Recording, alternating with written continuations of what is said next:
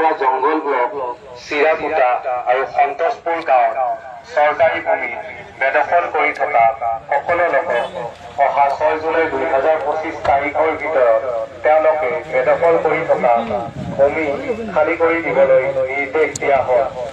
আপোনালোকৰ জ্ঞাতাৰ্থে জনোৱা যায় যে উপৰোক্ত সম্পৰ্কত চাপৰ চক্ৰ বিষয়া আজিয়েই যোগাযোগ কৰিবলৈ নিৰ্দেশ দিয়া হ'ল। অন্যথা সকলো বেদখলকাৰী ভূমি আইনৰ বিধিমতে উচ্ছেদ কৰা হ'ব।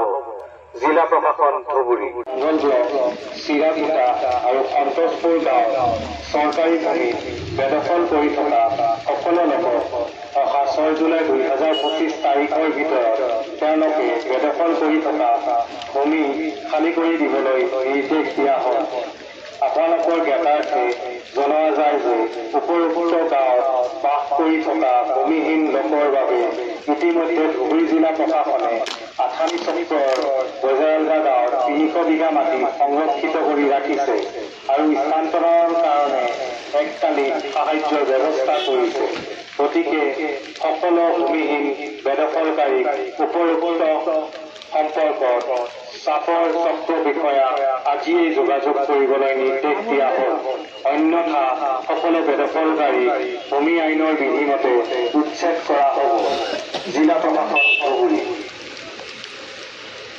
জংগল ব্লক চিৰাকুটা আৰু সন্তোষপুৰ গাঁৱত চৰকাৰী ভূমি বেদখল কৰি থকা সকলো লোকক অহা 6 জুলাই 2025 তাৰিখৰ ভিতৰত তেওঁলোকে বেদখল কৰি থকা ভূমি খালী কৰি দিবলৈ নিৰ্দেশ দিয়া হ'ল।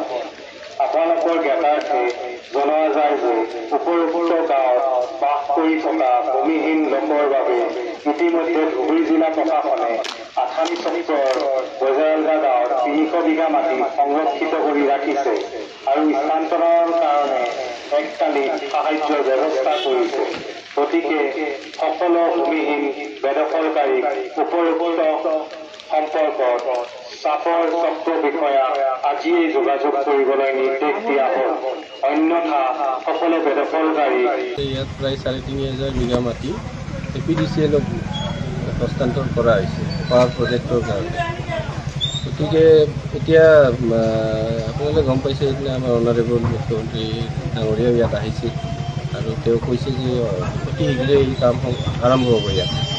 গতিকে ইয়াত যিবিলাক মানুহে এতিয়া বেদখল কৰি আছে তেওঁলোকক সেইকাৰণে আগৰ পৰাও আমি নটিচ দি আছোঁ। এতিয়া মানে আৰু এবাৰ আজি মাইকিং কৰাইছোঁ, তেওঁলোকে অতি সোনকালে ইয়াৰ পৰা বেলেগ ঠাইত গুচি যায়।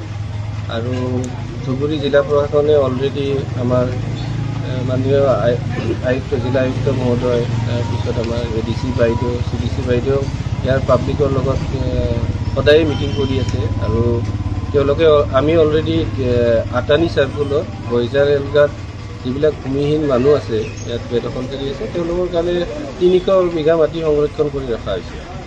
আৰু তেওঁলোকে তাত গ'লে মানে যি